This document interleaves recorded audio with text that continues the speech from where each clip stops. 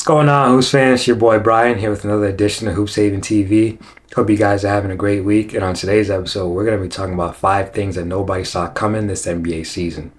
Starting off with number 1, we're going to go with the Indiana Pacers having the best offense in NBA history. That's right, you heard me. The Indiana Pacers have the best offense in NBA history. This is measured by offensive rating. Now, for those who don't know, offensive rating is the amount of points a team scores per 100 possessions. So last year, the record was set by the Sacramento Kings, who averaged 119.4 points per 100 possessions.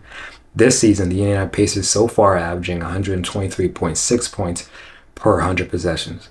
Their offense looks amazing, led by Tyrese Haliburton.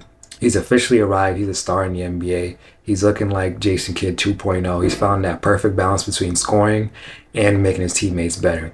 Now, he's averaging almost 25 points per game, and he leads the league in assists at 11 assists per game.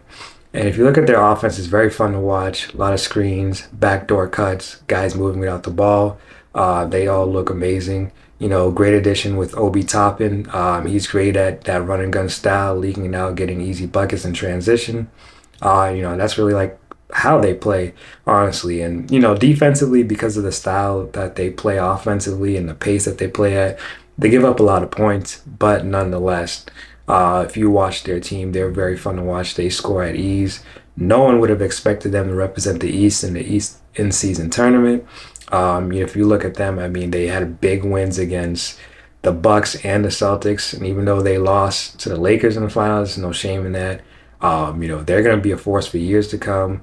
They have money to spend. I assume they're going to make this team even better. The inward development is also going to be, big for them. Tyrese Haliburton is going to continue to develop and maybe even transition from star to superstar. Time will tell. But they've definitely put the league on notice that they're going to be great for the next few years. At number 2, we're going to go with the Grizzlies looking terrible without Ja Morant. Now, in back-to-back seasons, they were the second seed in the West. They played a lot of games over the past few years without Ja Morant and looked great. Without him, there was a dumb debate on whether or not they're better with or without him. Well, obviously, they're better with him, and we're seeing that this season. Now, yes, I do want to say they have suffered some injuries. They lost Steve Nash for the season, but there's still no excuse. You still have Jaren Jackson Jr., you still have Desmond Bane. I would expect you to at least tread water when Ja Morant was out. They have a record of 6-19, 13th ranked team in the Western Conference. You would expect more from them. Obviously, Marcus Smart, which I think is a good addition. However, it hasn't really gelled, unfortunately for them. Obviously, they have the worst defense in the league. They're ranked last in points per game per opponent, and they're second to last in assists. Now, Ja Morant just returned against the Pelicans. He had 34 points. He had 8 assists and 6 boards. He looked amazing. Unfortunately, I just think it's a little bit too late. I really don't see them digging themselves out of this hole that they created. Like I said, they're the 13th ranked team in the Western Conference. Are they going to be able to make a return to the playoffs? Time will tell. I just don't think that's going to happen. Very disappointing season, like I mentioned. Injury riddled, but nonetheless, you had enough guys to, at minimum, be a 500 team out west, and they are far from that. So it's going to be a long road ahead. Hopefully, Ja Morant can, continue to play well, and they have a strong showing. And who knows? Maybe they'll make it in the play-in tournament. But they're definitely not going to be the second seed in the West this season, and that's for sure. Coming in at number 3, we're going to have the 76ers looking better without James Harden. Now, coming into the season, there was a lot of doubters, people saying that they're going to struggle this season and Joel Embiid is going to be asking for a trade by maybe the trade deadline or maybe even, by the end of the season. But I don't think that's the case. Obviously they're playing very well this season. They're currently the 3rd best team in the Eastern Conference, right behind the Bucks and the Celtics. They have Joel Embiid, who's really just been playing well, looking like he's poised for another MVP season. He's averaging 35 points per game, 11 boards, and 6 assists per game. Like I said, the Sixers are 3rd seed. They're 4th in offense and 7th in points allowed. Tyrese Maxey has really blossomed and developed with Harden being gone. He's averaging 26 points per game, 6 assists per game. He's benefited tremendously with Harden being gone. He has star potential, and he's a true number 2 option on this team. The Sixers, they're going to be battling all season long for a top position in the Eastern Conference with the Bucks and the Celtics.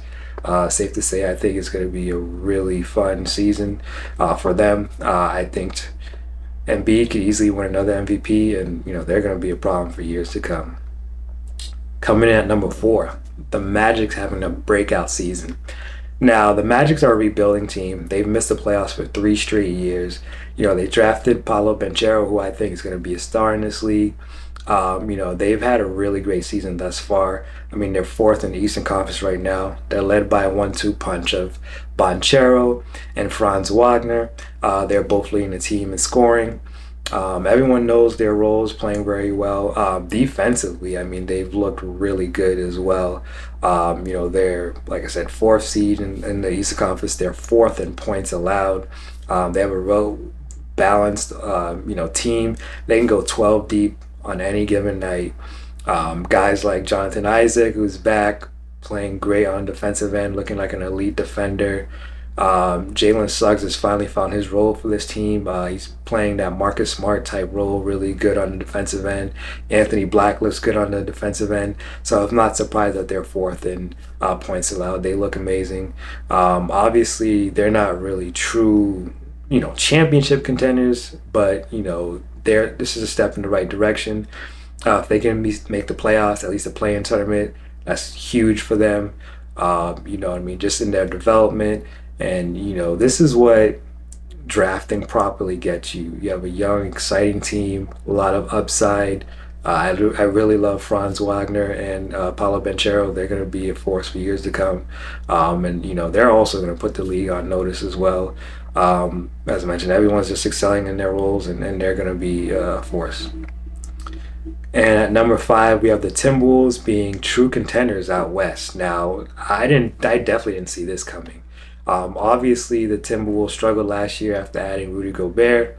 Many people questioned how much they gave up for him, and the fit, it looked very clunky, with him being in Anthony Edwards' way, going to the paint. But this season, they've seemed to figure it out. I mean, they're the best defensive team in the league. They only give up 106 points per game. They're the top seed out west, and they've been battling with the Celtics for the best record in the league all season long. They have arguably the best big man rotation in the league. Karl Anthony Towns is looking amazing, averaging 22 a game. He's in that 50-40-90 club, shooting over 50% from the field, over 40% from 3, and around 90% from the free throw line as well. Rudy Gobert is looking like a defensive player of the year candidate that he's always been. He's averaging 12 points, 12 rebounds, and 2 blocks for the season. Naz Reid is arguably the best backup center in the league right now. He's averaging 13 points and 4 boards. And you can't forget about Anthony Edwards. He is definitely the best player on the team. He's a leader.